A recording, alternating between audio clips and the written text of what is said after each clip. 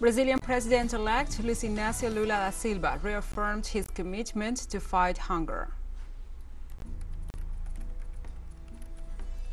In Egypt, developing countries participating in the COP27 summit called for the Loss and Damage Compensation Fund to address the consequences of climate change. Russian President Vladimir Putin reiterated his country's readiness to provide grain and fertilizers to African countries for free.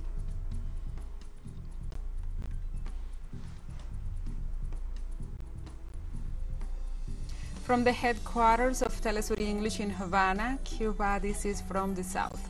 I'm your anchor, Gladys Quesada, and these are the news. Brazilian President-elect Luiz Inácio Lula da Silva reaffirmed his commitment to the fight against hunger. During his visit to the state of Brasilia, Lula da Silva stated that his government will address the hunger situation affecting more than 30 million Brazilians. In another vein, the president-elect criticized Bolsonaro's use of armed forces to attack the country's electoral system. Lula da Silva also said that the main objective of his government upon taking office on January 1st of 2023 is to put the nation back at the center of international geopolitics. These statements by Lula came after leading a meeting with parliamentarians from allied parties, as well as making his first visit to the transition center of the Bank of Brazil's Cultural Center.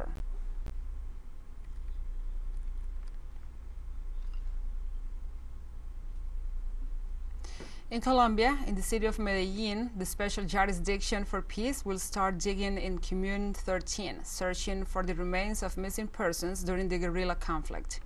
The Special Jurisdiction for Peace held a hearing for precautionary measures on the rubbish dump in Medellin to begin excavation at sites where presumably the remains of victims of forced disappearance could be found.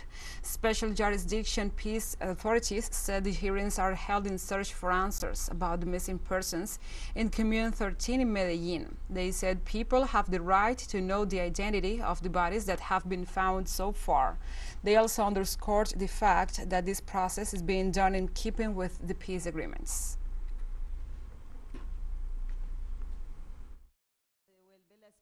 It gives me hope that we can trust in a different kind of justice, away from impunity, but that is supported by the work of a unit for the search of missing persons, implementing Item 5 of the peace agreement.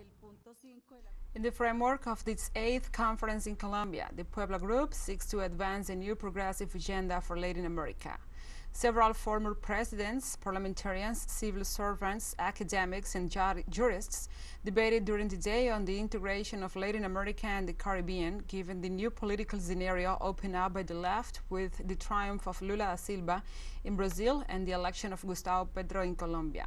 As a central theme, the international representative discussed the challenges faced by each country, while at the same time delving into other issues such as the need to harmonize integrationist organizations. During the event, the former president of Brazil, Dilma Rousseff, highlighted political and economic integration as the regional integration agenda.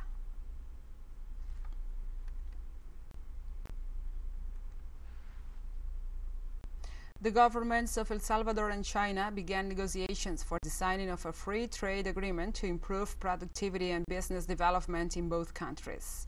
Chinese authorities said they have delivered several donatives to El Salvador in order to alleviate the present economic crisis in El Salvador. Both countries expect the treaty to create the foundation to develop new investments and strengthen bilateral relations. Chinese officials said they expect this free trade agreement to be signed shortly, a significant milestone in China's cooperation with Latin American countries.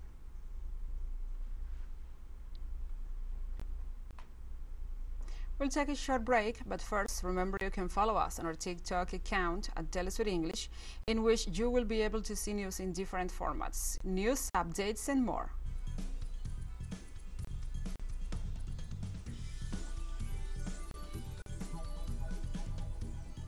Other stories coming up, stay with us.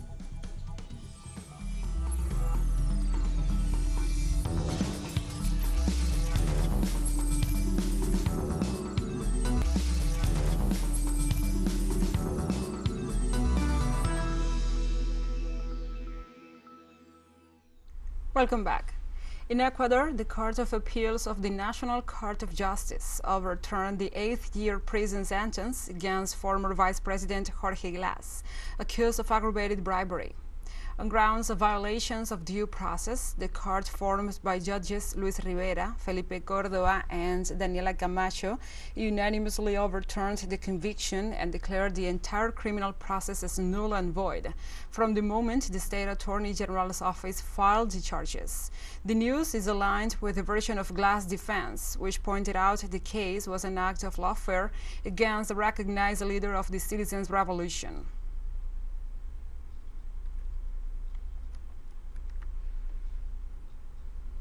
And the Vice President of Argentina, Cristina Fernández de Kirchner, announced she will seek to remove federal judge Maria Eugenia Capuchetti due to irregularities in the case of the assassination attempt that took place on September 1st.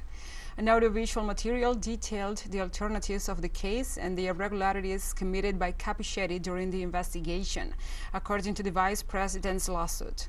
The material showed the assassination attempt was the most serious action in a series of violent events against Fernández de Kirchner. Days after the attempt, a witness provided information about Congressperson Gerardo Millman and his alleged involvement in the assassination attempt against Fernández, which led to the judge's dismissal request. Despite the Vice President submitted her statement under oath, Judge Capuchetti did not take any action to continue the investigation.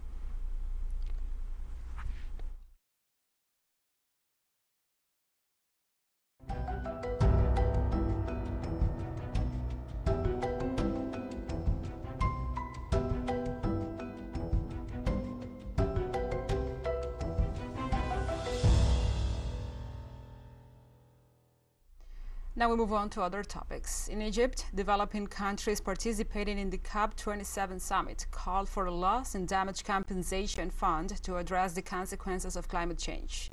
The most vulnerable nations to natural disasters caused by climate change, which are also the ones that release the least polluting elements, managed to include in the forum's agenda the issue of a loss and damage compensation fund to address the recovery of nations devastated by the floods, landslides, storms, and other climate disasters. Officially, countries participating in the COP27 summit still have 2 years to negotiate this issue.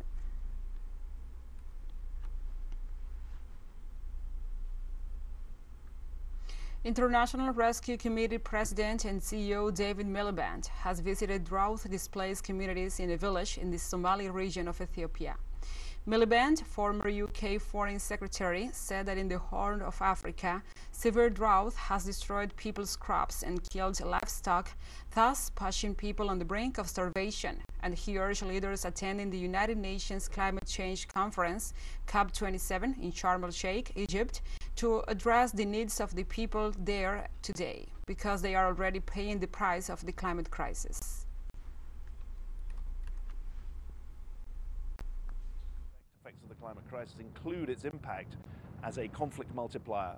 And we've been meeting internally displaced people here who, from a conflict of 5 years ago, are still out of their homes, not yet returned to their homes. So the need for humanitarian aid is very pressing.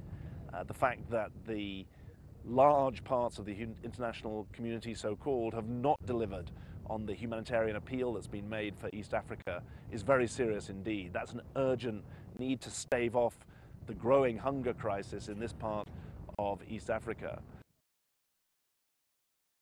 On Friday, an earthquake of magnitude 7.3 struck in the sea around 200 kilometers from Tonga, prompting residents to move inland to higher ground.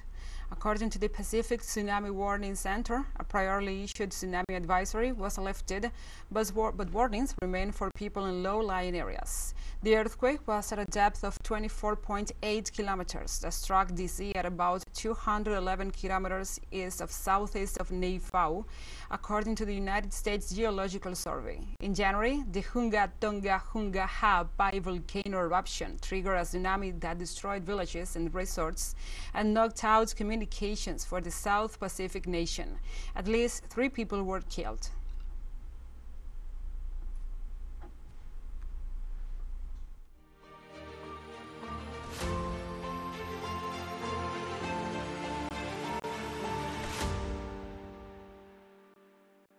Now we move on to other topics. In Russia, President Vladimir Putin reiterated his country's readiness to provide grain and fertilizers to African countries for free. The president confirmed the announcement made by the Russian Ministry of Agriculture at the end of October regarding the shipment of 500,000 tons of grain to the poorest countries in Africa, suffering from food shortages amid tensions over the conflict in Ukraine.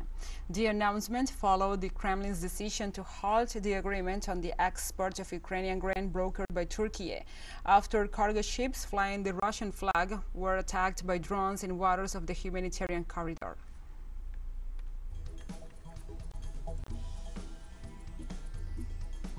And we have more news coming up after a final short break, so stay with us.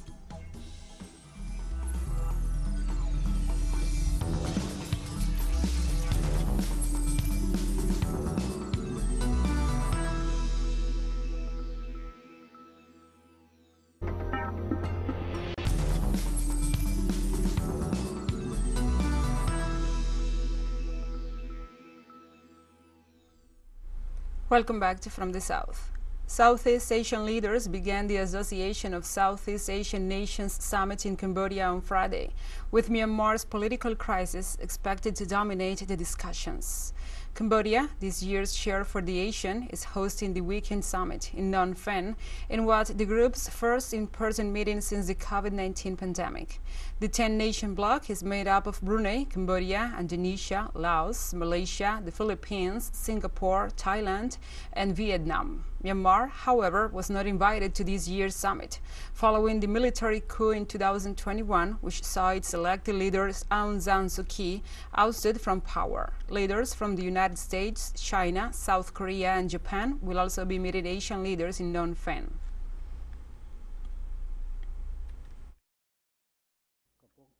We are now at the most uncertain juncture. The lives of millions in our region depend on our wisdom and foresight, our right decisions and policies, and our realistic approach to address the strategic challenge we all face. There is a saying that disasters and crises can bring out the best in people. In this connection, I believe that all of us gathering here today share a sense of urgency to work together in addressing the above common challenge. Thousands of South African public workers began a nationwide strike over wages on Thursday after talks with the government reached an impasse that threatens to affect essential services. The work stoppage was led by one of South Africa's largest labor unions, the Public Servants Association, which has more than 235,000 members. The wage stalemate between the government and its employees escalated after Labor Minister Zulu's Nxesi last week declared he would unilaterally implement a 3% increase across the board. Finance Minister Enoch Gondonganawa said during his October mini-budget speech that government could only afford an average wage increase of 3.3%. The increase was below South Africa's inflation, which peaked at 7.8% in July.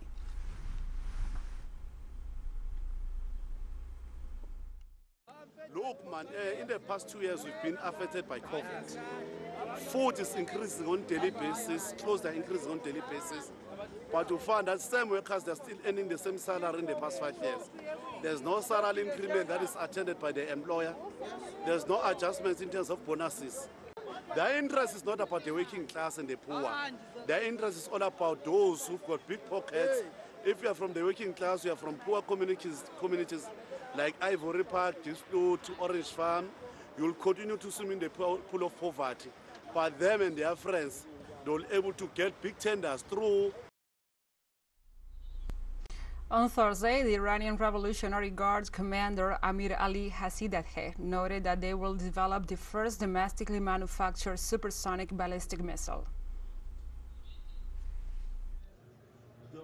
This system is very fast and is capable of maneuvering both inside and beyond the atmosphere. This means the Islamic Republic of Iran's new missile can pass through both terrestrial air defense systems and the super-expansive extraterrestrial systems that could target missiles beyond the Earth's atmosphere. I don't think, not even 10 years from now, any technology can be developed to counter this missile. More importantly, it can hit any targets we choose, especially the enemy's missile defense system. The unilateral coercive measures imposed on the Syrian people seriously affect human rights and impede any early recovery and reconstruction efforts in Syria. This was stated from Damascus by the UN Special Rapporteur Elina Dohan. Our correspondent Hisham Wanus gives us the details. After a 12-day visit to prepare a report on the impact of coercive measures on human rights in Syria, Dohan, in a press conference in Damascus, denounced that such measures constitute a serious and unjustifiable violation of basic human rights and impede the recovery and reconstruction of this nation in the current post-war period. The UN Special Rapporteur also warned that the lives of Syrians are in danger due to the direct impact of such measures on the health and agricultural sectors. These measures greatly affected the Syrian pharmaceutical sector and caused shortages, especially in terms of medical equipment and medicines for chronic diseases, and undoubtedly affected the availability of equipment and spare parts needed for the rehabilitation and development of drinking water and irrigation networks, which may cause serious challenges to public health and food security. Dohan, in addition to urging the international community to commit to solidarity and provide aid to the Syrian people, called for an immediate lifting of the unilateral coercive measures that, he criticized, hit the main sectors of the Syrian economy, including the fields of oil, gas, electricity, commerce, and construction. This, he condemned, coupled with the destruction of almost half of the country's vital infrastructure by the war, has placed 90% of the Syrian people below the poverty line with limited access to the basic necessities of life.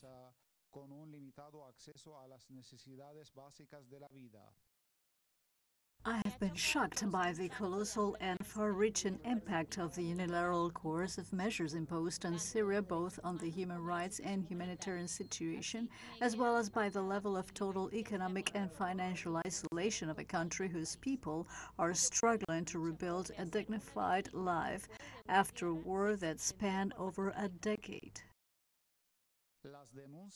Dohan's denunciations refute Western allegations that his sanctions are not directed against the Syrian people, but against certain figures, entities, and institutions of the Syrian government, a reality in the face of which citizens and authorities are working side by side with their research and with the support of friendly and allied countries, determined to move forward, defeat Western economy, terrorism, and recover the splendor of their country. Hisham Wannous, teleSUR, Damascus, Syria. We have a disclaimer to announce. Our Facebook page has been hacked and currently displaying content out of our agenda and against our social, moral, political, and informative premises. We stress teleSUR English is not responsible for these posts that violate Facebook's community standards. We hope this company will give us back our credentials as soon as possible and resume our regular posts on that social network.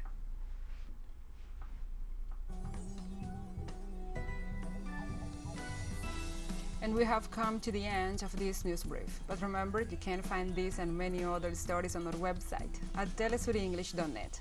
And also, if you feel so inclined, please join us on social media for all